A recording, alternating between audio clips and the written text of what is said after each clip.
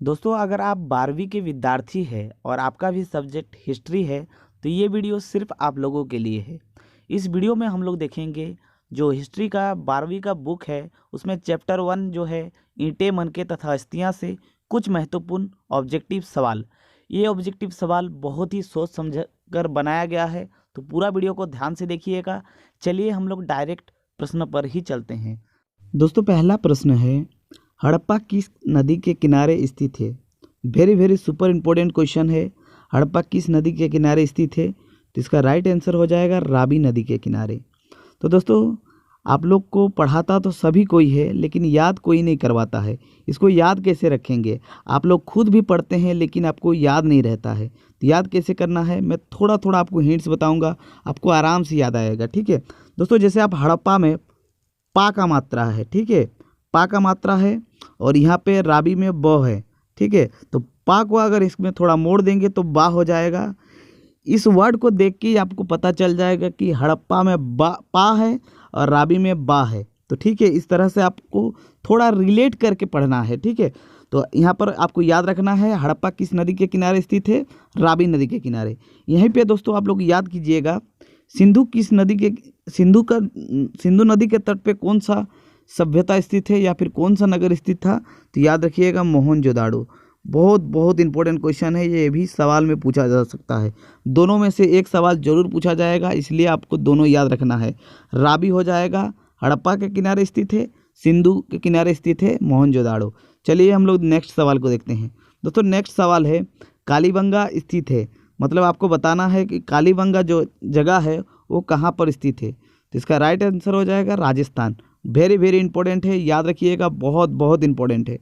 Next सवाल है, सिंधु निवासियों को किस धातु का ज्ञान नहीं था? दोस्तों, ये सवाल 2022 का है, यानी जो इस बार 12 करके आगे निकल गए हैं उन लोगों को ये सवाल पूछा गया था कि हड़प्पा निवासियों को कौन सा धातु का ज्ञान नहीं था। तो इसका राइट आंसर हो जाएगा लोहा। दोस्तों, वो लोग सोने चांदी व तांबे से परिचित थे, वो लोग को लोहा का परिचय नहीं था, और लोहा का परिचय वैदिक काल में हुआ था। ठीक है, और वैदिक काल से भी पहले का काल था सिंधु काल। ठीक है, तो याद रखिएगा, इसका राइट आंसर हो जाएगा ऑप्शन नंबर सी, सिंधु घाटी के निवासी को लोहे का जानकारी नहीं था। चलते हैं आगे। दोस्तों, नेक्स्ट सवाल है, मोहनजोदाड़ो किस नदी के किनारे स्थित है? तो किस नदी के किनारे अभी बताए हैं? सिंधु नदी।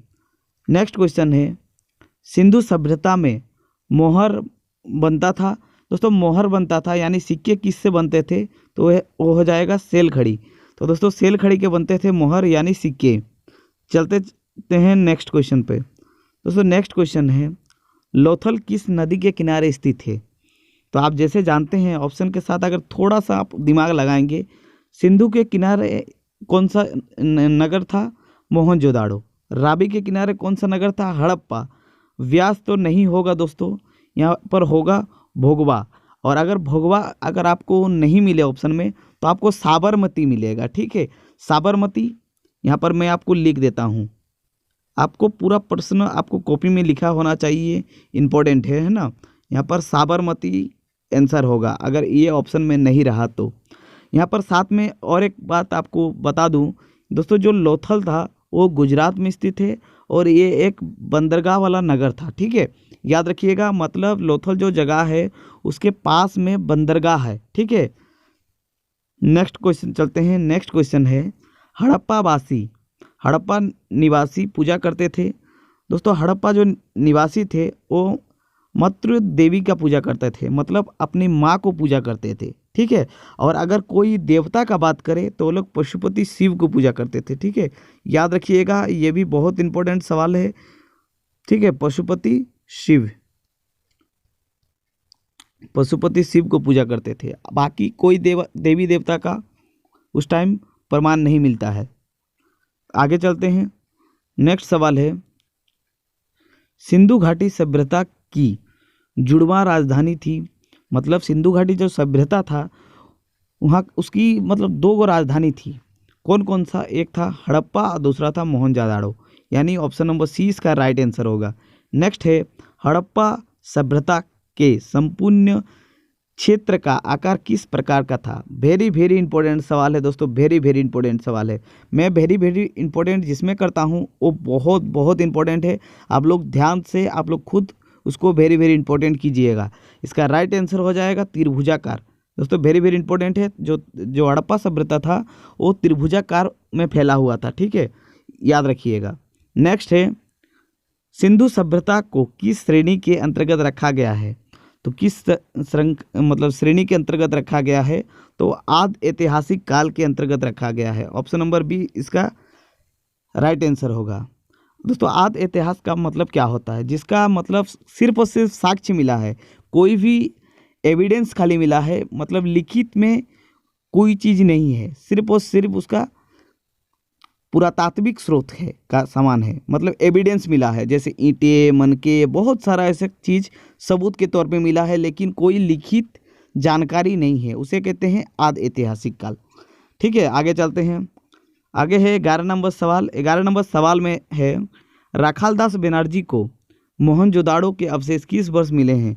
दोस्तों इसका राइट आंसर क्या होगा? 1922। वेरी वेरी इंपॉर्टेंट है। आप हड़प्पा से इसको कंफ्यूज मत होइएगा। हड़प्पा का खोज हुआ था 1921 में और मोहनजोदाड़ो का हुआ था 1922 में। चलते हैं नेक्स्ट क्वेश्चन पे।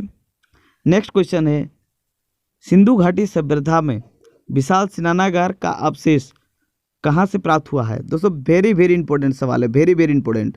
दोस्तों आप लोग यहाँ पर स्टार मार्क दे के लिख लीजिए, ये जरूर एग्जाम में आएगा, ठीक है। तो इसका विशाल स्नानागार मतलब जो नहाने का रूम मिला था वो मोहनजोदाड़ो से मिला था। वेरी वेरी इंपॉर्टेंट है। नेक्स्ट क्वेश्चन है, हड़प्पा सभ्यता किस युग का सभ्यता है? तो दोस्तों जो हड़प्पा सभ्यता था वो कौन सा युग का सभ्यता था? वो कांस्य युगीन था, कांस्य युगीन सभ्यता था। वेरी वेरी इंपॉर्टेंट है, आपको ऑब्जेक्टिव में सवाल पूछा जा सकता है। नेक्स्ट है, निम्नलिखित हिंदू देवताओं में से कौन सा सिंधुई सभ्यता के मुख्य देवता थे? तो कौन सा देवता था? ये शिव, पशुपति शिव। तो आपको पशुपति के जगह पर शिव भी देखने को मिल सकता है, तो इसको याद रखना है, शिव। नेक्स्ट क्वेश्चन पे चलते हैं दोस्तों। नेक्स्ट क्वेश्चन है, सिंधु घाटी सभ्यता किसके समकालीन नहीं मानी जाती है? तो दोस्तों किसके समकालीन नहीं मानी जाती है? तो इसका राइट आंसर हो जाएगा क्रीट की सभ्यता, चीन की सभ्यता, मिस्र की सभ्यता और मेसोपोटामिया का सभ्यता के समकालीन मानी जाती है, और एक क्रीट की सभ्यता के समकालीन नहीं मानी जाती है। यहाँ पर ध्यान दीजिएगा, नहीं शब्द है। अगर पूछा जाए कि इनमें से कौन सा समकालीन है तो ये तीनों होगा, लेकिन इसमें नहीं पूछा गया है, तो इसमें कीट की सभ्यता का समकालीन नहीं होगा। ज़्यादातर क्वेश्चन में इस टाइप का आपसे पूछेगा कौन सा समकालीन है, तो याद रखिएगा मेसोपोटामिया का समकालीन, ठीक है, वेरी वेरी इंपॉर्टेंट है। और ये जो मेसोपोटामिया स्थान है वो इराक को कहा जाता है। नेक्स्ट क्वेश्चन है, हड़प्पा सभ्यता के अंतर्गत हल से जोते गए खेत का साक्ष्य कहाँ मिला है? तो दोस्तों जो हड़प्पा काल का एक और एविडेंस मिला हुआ है जोता हुआ खेत, तो वो कहाँ पर मिला है? तो इसका राइट आंसर हो जाएगा कालीबंगा। और कालीबंगा कहाँ है दोस्तों? राजस्थान में। इंपॉर्टेंट है, याद रखिएगा, आपसे किसी भी प्रकार का सवाल पूछा जा सकता है, ठीक है। तो दोस्तों वीडियो अगर अच्छा लग रहा है तो प्लीज़ वीडियो को लाइक कीजिएगा, अपने दोस्तों के साथ शेयर कर दीजिए।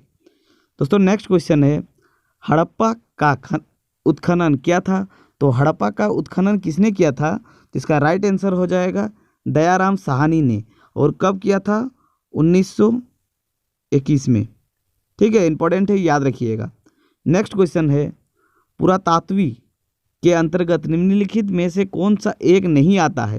दोस्तों पुरातात्विक मतलब वो होता है जो जमीन के अंदर दबा हुआ है और उसको खोद करके निकाला गया है, वो चीज़ आता है आपको पुरातात्विक में।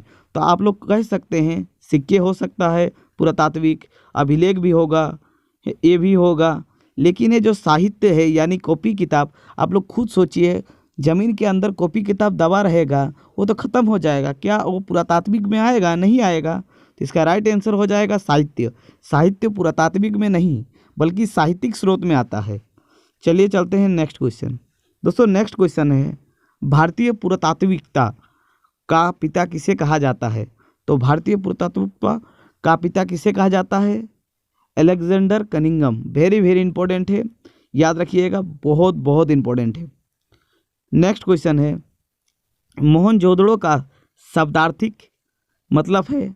तो दोस्तों मोहनजोदड़ो का शब्दार्थिक मतलब क्या होता है? वो होता है मृतकों का टीला, बहुत बहुत इंपॉर्टेंट है, याद रखिएगा। नेक्स्ट क्वेश्चन है, सिंधु सभ्यता को किस श्रेणी के अंतर्गत रखा गया है? दोस्तों ये क्वेश्चन रिपीट हो गया है, आप लोगों को पहले ही दिख गया है, तो इसका आंसर हो जाएगा ऑप्शन नंबर बी, आदि ऐतिहासिक काल। नेक्स्ट क्वेश्चन है, हड़प्पा सभ्यता की संभवतः सबसे प्रसिद्ध नृत्यकला मूर्ति की मुद्रा में नग्न स्त्री की एक कांस्य मूर्ति प्राप्त हुई है। दोस्तों क्या है, मैं आपको क्वेश्चन समझाता हूँ। दोस्तों हड़प्पा काल में एक नृत्य करती हुई नग्न स्त्री का मूर्ति मिला है, वो कहाँ से मिला है? तो इसका राइट आंसर हो जाएगा मोहनजोदाड़ो से। दोस्तों ये आपको 100% गारंटी है, ये आपका एग्जाम में पूछा जा सकता है, ठीक है, तो इसलिए याद रखना है से, ठीक है। चलते हैं नेक्स्ट क्वेश्चन। दोस्तों 23वें सवाल है, हड़प्पा सभ्यता की खोज किस वर्ष हुई थी? तो इसका राइट आंसर हो जाएगा ऑप्शन नंबर डी, 1921। किसने किया था? दयाराम साहनी ने। नेक्स्ट क्वेश्चन है, 25वें सवाल है, सिंधु घाटी की सभ्यता में घोड़े के अवशेष कहाँ से मिले हैं? दोस्तों वेरी वेरी इंपॉर्टेंट है, याद रखिएगा, सुरकोटदा से मिला है घोड़े का अवशेष। ऑप्शन नंबर ए इसका राइट आंसर होगा, याद रखिएगा। दोस्तों ये जो लोथल जगह है, ये बंदरगाह वाला एक नगर था और ये कालीबंगा राजस्थान में स्थित है, वेरी वेरी इंपॉर्टेंट है, याद रखिएगा। नेक्स्ट क्वेश्चन है, सिंधु घाटी सभ्यता में कालीबंगा निम्नलिखित में से किसके लिए प्रसिद्ध था? दोस्तों ये जो कालीबंगा है, ये मिट्टी के पात्र के लिए प्रसिद्ध थे, मतलब मन के एक ठो मतलब वहाँ पर मिट्टी के सामान बनते थे, याद रखिएगा, कालीबंगा में मिट्टी के सामान के बर्तन बनते थे, इसलिए प्रसिद्ध था कालीबंगा।